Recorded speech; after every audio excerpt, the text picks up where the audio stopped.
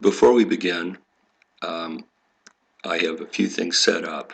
The goal of this particular video is to do a fairly simple design which combines a block RAM, which will have a coefficient file for it, with a counter.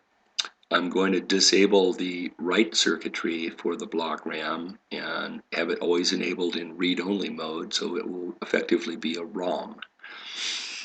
Now, in doing this, I'm going to write very little code of my own. I'm simply going to be combining some pieces that exist and sort of bolting it together. But I also will be taking the next steps of showing how to do a pin constraint set as well as a timing constraint set. And in doing that, we basically are going to be ready to go right to implementation afterwards, which we will not do in this demo.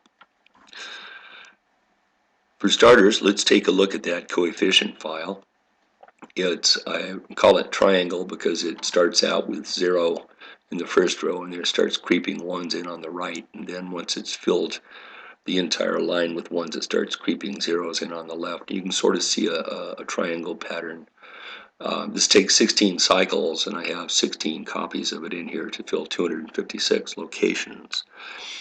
Ideally, you might apply something like this to a D to A converter and get a sort of a jagged triangle wave coming out.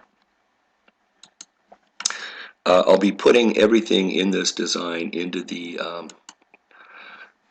base directory under the XUP, which is stands for Xilinx University Program.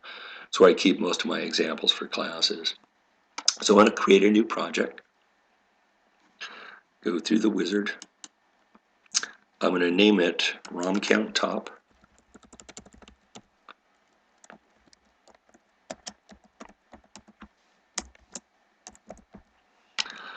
And assuming my spelling's correct, it's going to be an RTL project. I don't need to specify sources yet. I'm going to select the part that's on the Zybo board, which is the small zinc 010 part, and click next here, and it seems to have created the directory for me, selected the part in the package, and we're ready to roll.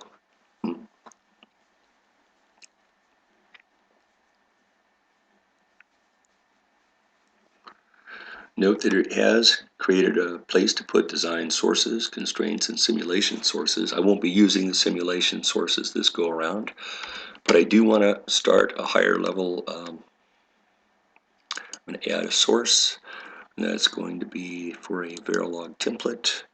I want to create the file, and I'm going to call it ROMcount top as well.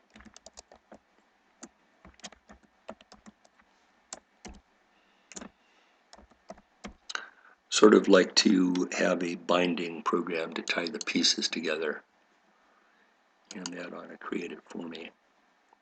Now it's soliciting my input in order to create the pins, and I know that the first pin I'll be having is called clock. The second pin will be clock enable. Let's see if I can get it on here.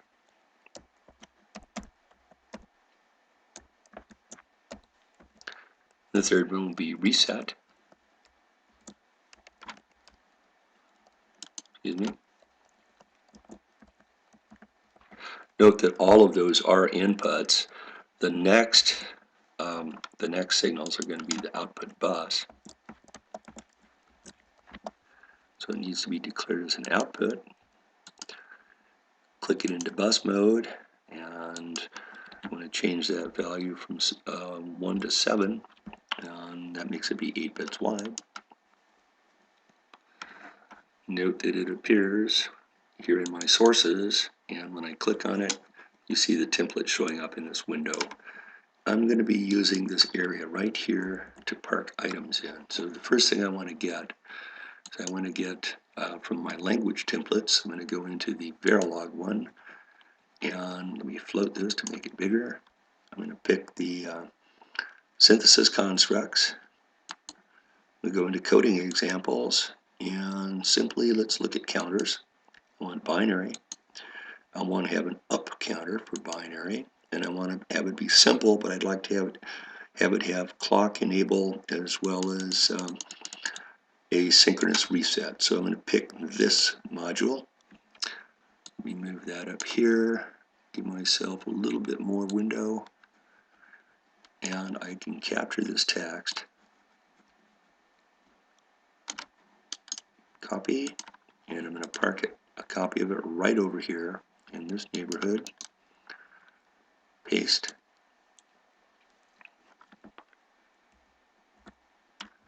and now I'm basically, I like to hit save as a backup position, save file, and then I like to go into the IP catalog. In the IP catalog, I'm going to be looking for, let's make that a little bigger. I'm going to be looking for a basic element, which would be a memory. And I'm going to use the block memory generator.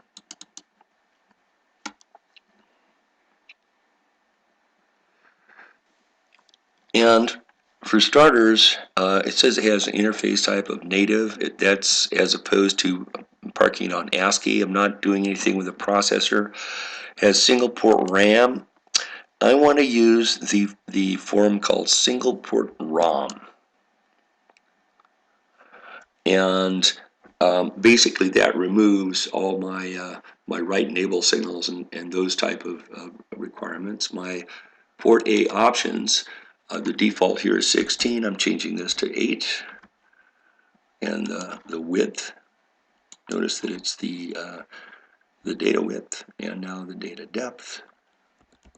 That would be 256. I'm just going to use the primitive output register. I don't particularly want to have any enables or anything like that on the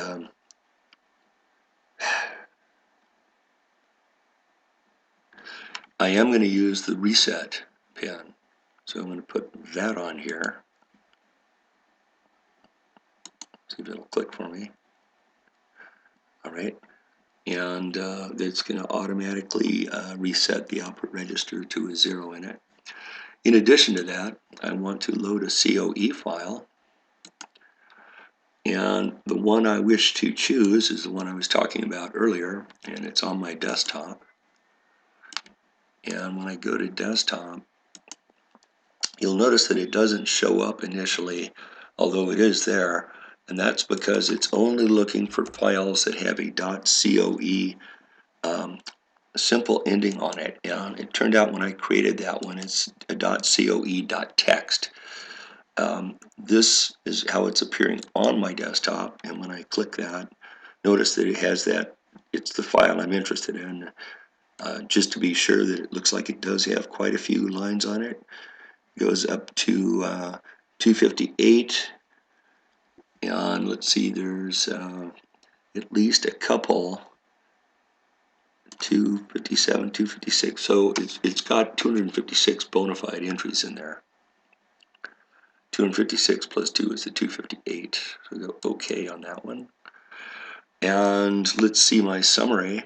Oh, also, let's fill the remaining locations with 0, just because it's nice housekeeping. So it says it's 8 wide, it's got a 2-cycle read, initially latency, and we go OK. Now that should produce the core for us.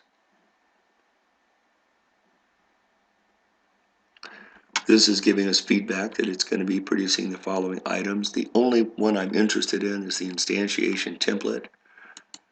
However, it's going to create all of that. It's out of context.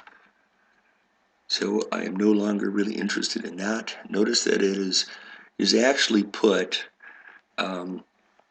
some additional items in my directory here under the block memory generator, etc. If you look in IP sources, you'll see the subcategories of which I'm interested in. The instantiation template that has .veo, which is the Verilog version. The .vho is the VHDL version. So I'm interested in looking at this. Let's inspect it real quick. So it says it has a clock A, a reset A, and an enable A. I guess I tack that on. So I'm either going to have to let that float or tie it to something. I could just tie it to clock and A. I've got the address and the data out. So what I'm going to do is I'm going to capture this chunk of code.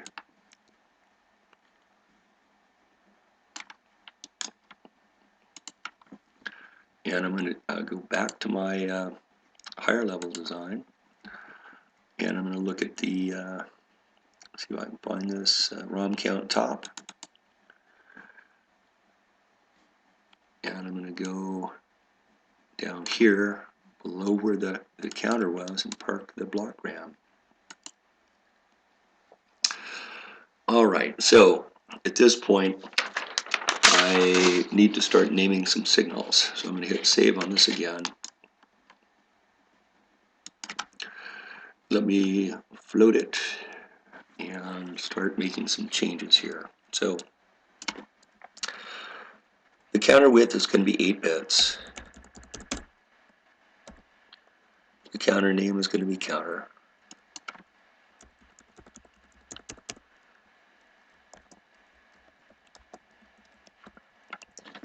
The clock name is going to be clock.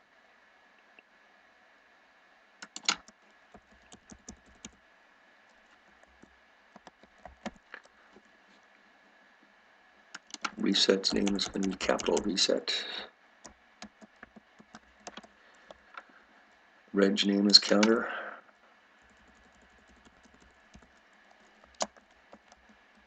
With a capital C. And clock enable is called clock ENA.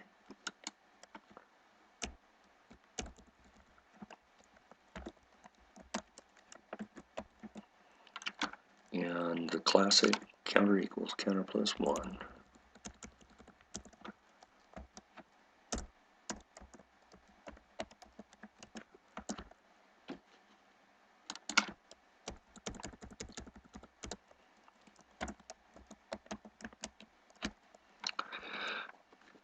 Alright, so I have now tied my clock and my clock enable and my reset into the counter part of it. The counter is going to produce a register named counter, and I'm going to want to take counter and drop that into my address field on the memory.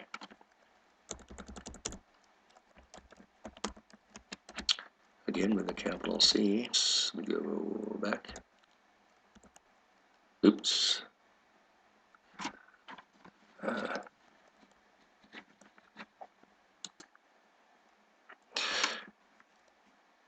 Had a little typing glitch there. And this is going to be data out. Enable on this is going to be clock enable.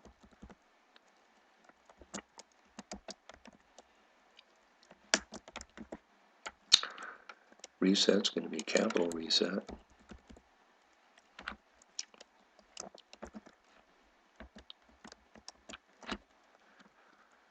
And clock A is going to be just clock. Now, I like to name the instance, so I'm just going to call it ROM. A save on this, parking back into here. I'm going to save the file. And if I've tied everything down, I should be able to open an elaborated design. I won't be doing I/O planning quite at this point.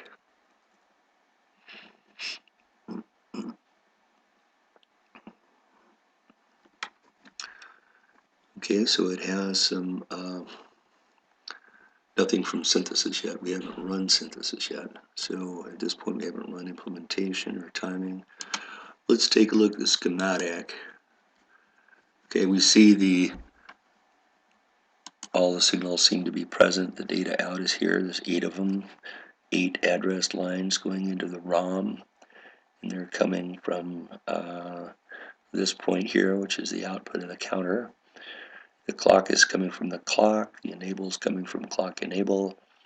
And the reset is coming from the reset. And this is the general structure. We have a hot one going into an adder that's then loaded into a register and fed back on itself. That's a classic counter.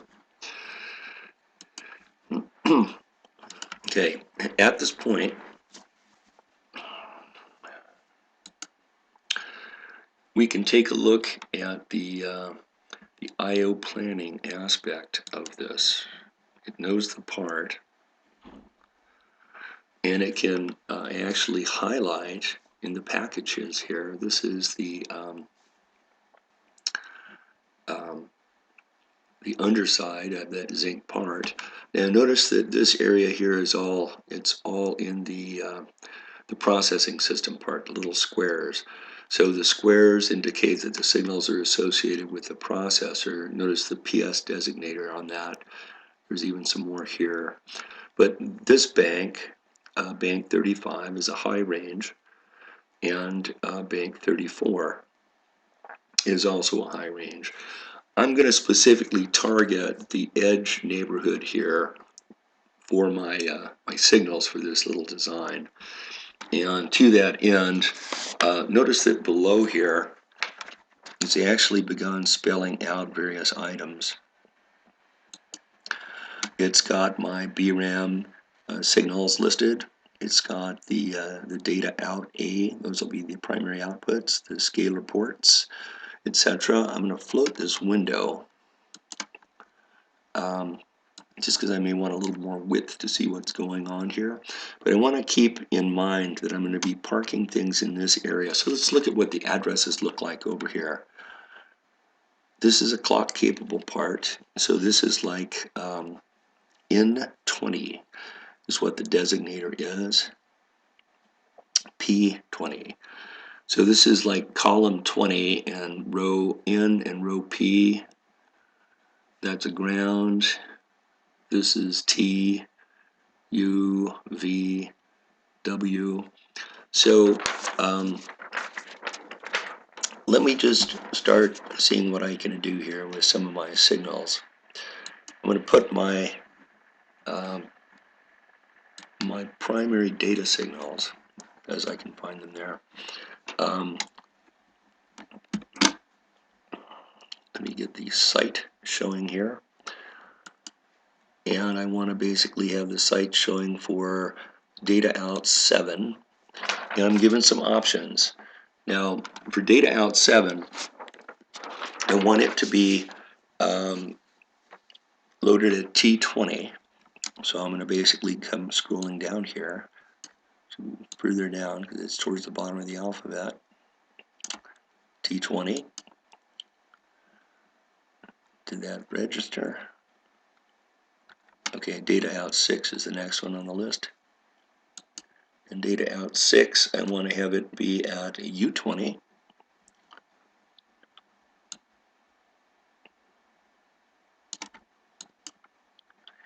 Data out 5, I want to have it be at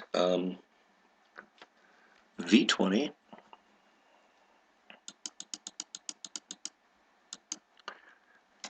Data out 4, I want to have that be at W20.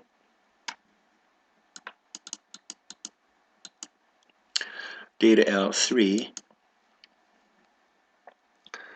I want to have it be at Y16. Y16. Data out 2, I want it to be at Y17. Data out 3, or data out 1, excuse me, I want it Y18. And the last one is data out 0, and I want data out 0 at Y19 right here. Now notice that it's reordered things, and now it's got the sites assigned on all of them. I also want to make the bank VCC be 3.3, LVC MOS 3.3, and it seems to have done that to the entire bank. In other words, when one is done on the bank, they are all done on the bank. Now that basically covers my 8 data out points. Now my scalar ports for my clock, it has to be on a clock capable pin. So if we go back here, that means that what we're going to see on this is it has to be assigned to one of these hexagonal light blue ones. I actually picked that I'd like to have my clock be on, I think it's N20, right? And then that's 19, that's 18, and it's 17. Okay, so these 3 are going to be my control signals. However, this and that are both clock capable. I'm going to make it be, let's see, go to my site for this clock, and it's going to be a choice. I'm going to take it back to N20, and then the clock enable. I'm going to make the clock enable be at, let's see, N17. See, that was my clock. Here's the clock enable, N17. And then finally my reset's going to be on N18.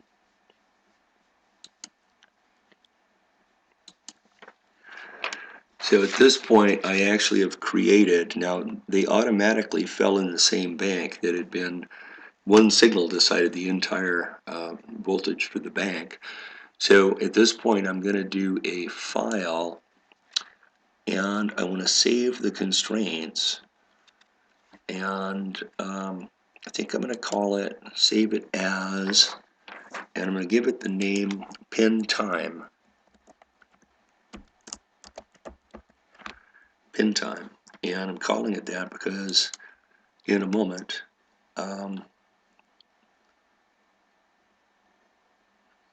call it pin time.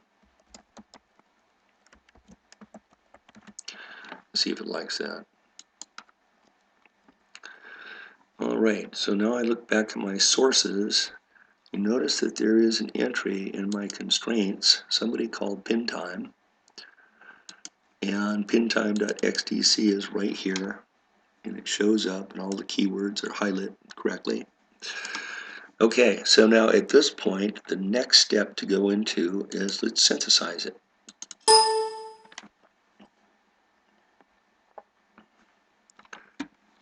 Which we note the synthesis running.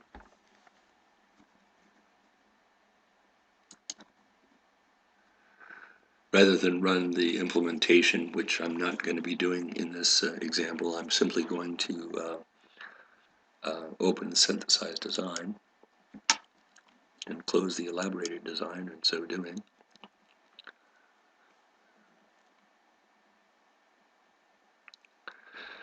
So it goes back and it shows me the, notice that it's modified the pinout to where you see that it has put little designators on the signals I've chosen.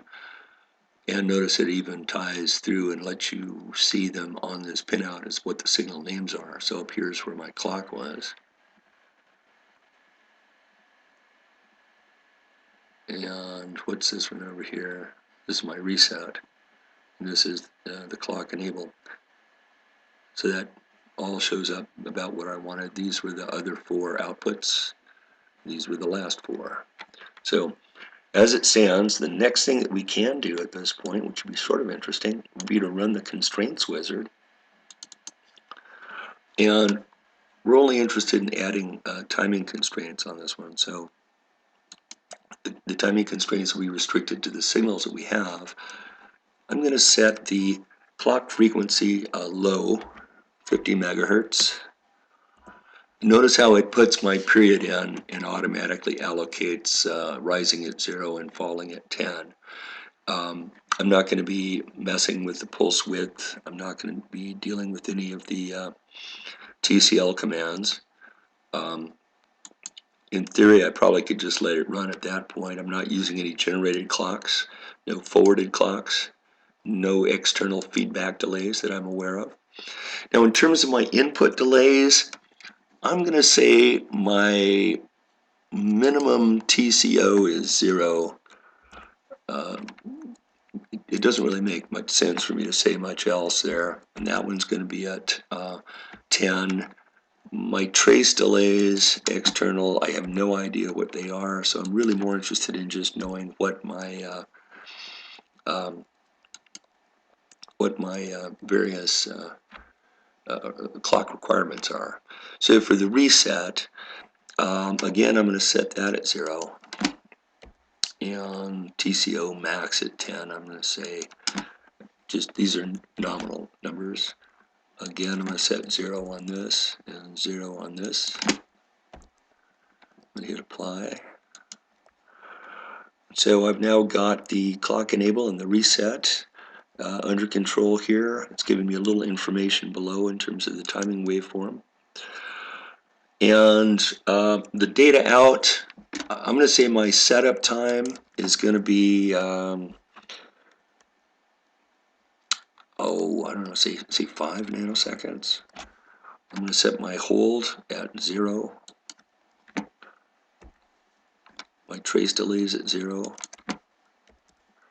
And my min at 0 as well. That's just my way of saying I don't know what to put in there right now.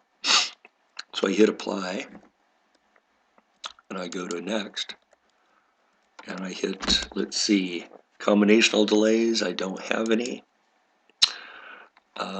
No clock grouping, no more of that. No asynchronous domain crossing. So it's basically created a clock, set an input delay and set an output delay, and I'm finished.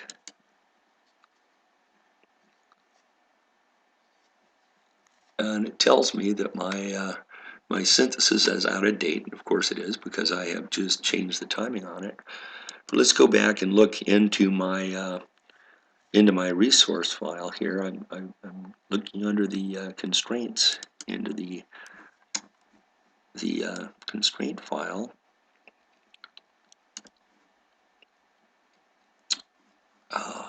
File has been changed. Hit reload, which I did. And now you see that it has tacked some timing information onto the same file that was my pinout information. So at that point, this completes the brief demo. All that needs to happen moving forward would be to look at the report files and run implementation to get the bit stream. But looking back, the goal was simply to show how to construct the small design by pulling together something from the IP templates and something from the IP library and attach them, and then basically elaborate, synthesize, and define the pinouts as well as define some timing parameters. And at that point, we've done that.